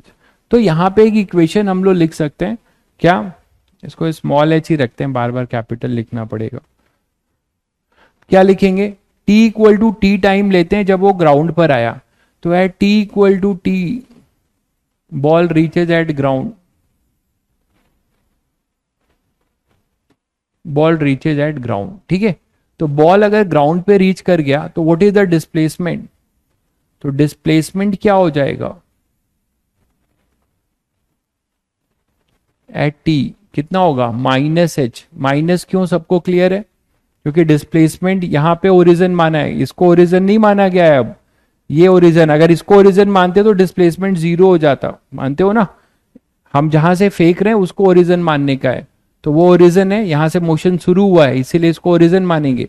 तो यहां से जब ये यहां जाएगा तो डिस्प्लेसमेंट माइनस h होगा। ठीक है, तो इसके लिए जब आप इक्वेशन लिखोगे तो फिर आपको यही चीज मिलेगी, क्या, minus h equal to u ऊपर है तो ऊपर वाली क्वांटिटी को आप पॉजिटिव करो, नीचे को नेगेटिव, u t को जनरल, और फिर minus half g t square. ये क्लियर है सभी को, g नेगेटिव होगा, या तो आप ऐसे देख लो कि u और g दोनों अपोजिट साइन के हैं, रिटार्डेशन हो रहा है माइनस, या आप ऐसे देख लो कि g नीचे है तो माइनस, u ऊपर है तो पॉजिटिव, h नीचे है तो माइनस। क्लियर है सभी को, तो इस तरीके से जब आप ये करोगे तो आपको टी में क्वाड्रेटिक मिलेगा। इस क्वाड्रेटिक का जो पॉजिटिव रूट होगा, यहां दो अलग अलग रूट्स मिलेंगे, आप इसको करके देख सकते हो, देखो कैसे, टी स्क्वायर, इसको रीअरेंज कर रहा हूं तो -2u/gt -2h/g, उस वाले केस में यहां प्लस था, दिख रहा है सभी बच्चों को। तो क्वाड्रेटिक अब यहां पे इस केस में ऐसा दिखेगा, मतलब इसके जो दो रूट्स होंगे, let T1 and T2 be two roots, इसके भी दो रूट्स होंगे। चेक करें कि देखें यहां पे T1 प्लस T2 क्या आ रहा है, T1 product of the root देख लो क्या आ रहा है, -2h/g, जो कि अपने में नेगेटिव है, और सम ऑफ द रूट क्या आ रहा है, पॉजिटिव आ रहा है। तो इससे आप क्या देखते हो, इसकी भी जरूरत नहीं थी, प्रोडक्ट ही नेगेटिव है, इससे क्या पता चल रहा है कि दोनों अपोजिट साइन के हैं। T1 and T2 both are of opposite sign, both are of opposite sign होंगे ना, तभी तो प्रोडक्ट नेगेटिव आएगा, आइदर दोनों पॉजिटिव, एक पॉजिटिव हो और दूसरा नेगेटिव हो। तो ये आपने देखा कि ऐसे केस में जब तुम क्वाड्रेटिक बनाओगे तो एक रूट पॉजिटिव आएगा और दूसरा रूट अपना नेगेटिव आएगा। तो रियल टाइम में यहां से जब ये यहां आया है तो जो नेगेटिव रूट का तो कोई मतलब नहीं है नेगेटिव टाइम का। तो इसका मतलब ये हुआ कि अब ऐसे क्वेश्चन में जब आप ये करना और रूट्स बनाना तो जो पॉजिटिव रूट है वही आपका टोटल टाइम ऑफ मोशन होगा। तो positive root will give time of flight. तो ये आपको टाइम ऑफ फ्लाइट दे देगा या ग्राउंड पे आने का समय दे देगा। तो इस क्वेश्चन का जनरल अप्रोच आपको मैंने बताया कि कभी ऐसा क्वेश्चन पूछा जाए तो आप सीधे सीधे जो है क्या करना, आप सीधे सीधे जो भी h दिया जाए तो -h लिख के क्वाड्रेटिक बना लेना। उसका 2 होगा, सीधा टावर पे गिर जाएगा। भाई ने बहुत सही क्वेश्चन पूछा है टावर पे जो है ना, टावर के एकदम एज पे जाके तुम खड़े हो, टावर पे ही फेंक दिया तो टावर पे गिर जाएगा। बिल्कुल सही कह रहे हो। आप टावर पे क्या कर रहे हो, ठीक है, आप दुनिया में से मतलब बहुत लोग होते हैं ना दुनिया से जो मतलब निराश हो जाते हैं तो टावर पे चढ़ते हैं और टावर पे चढ़ के एकदम उसके एज पे आ जाते हैं। तो वो खुद नहीं जाके उन्होंने एक पत्थर फेंक दिया तो वो पत्थर सीधे टावर के एज से सट के टावर के बॉटम पे आ रहा है। ठीक है, चलिए। तो आपने एक ये देखा कि ऐसे क्वेश्चंस का क्या करने का है, आप यहाँ पे ओरिजिन मान लीजिए जहां से आपने फेंका है और वहां से डिस्प्लेसमेंट -h होगा और आप क्या कर सकते हैं कि उसका क्वाड्रेटिक बनाइए और क्वाड्रेटिक बना के यहाँ पे आपको मैंने प्रूव कराया कि 2 रूट्स होंगे। कोई ये मुझे सोचकर बताएगा कि नेगेटिव रूट फिजिकली क्या बताना चाह रहा है। टाइम ऑफ फ्लाइट का मतलब है पूरे जर्नी का मोशन। टाइम ऑफ फ्लाइट का मतलब है ये यहां से चला और यहां पर गिरा, तो जहां से फेंका गया ग्राउंड पर गिरा, this is your time of flight. मतलब किसी ऑब्जेक्ट का पूरा उड़ने का समय, travel time, that is time of flight.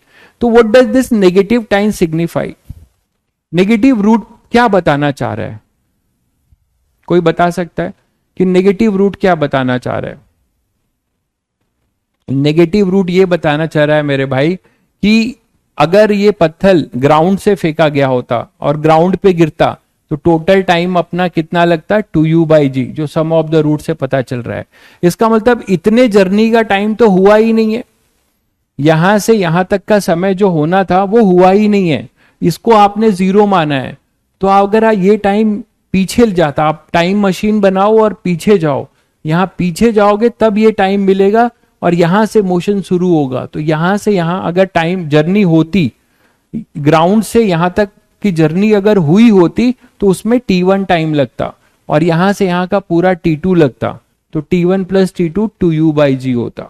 ठीक है, मतलब जो टाइम ग्राउंड से टावर तक पहुंचने का जो जर्नी हुआ ही नहीं है वो बता रहा है वो नेगेटिव टाइम। ठीक है, वो बता रहा है वो नेगेटिव टाइम। सीधा नीचे गिरे तो सीधा नीचे गिरने का भी केस हो सकता है कि टावर से खड़े होके आप उसको प्यार से रिलीज कर दो तो वो वहीं नीचे गिर जाएगा। तो वो तो बहुत आसान है, उसके लिए आपका क्या हो जाएगा, ½ GT² = h, है ना।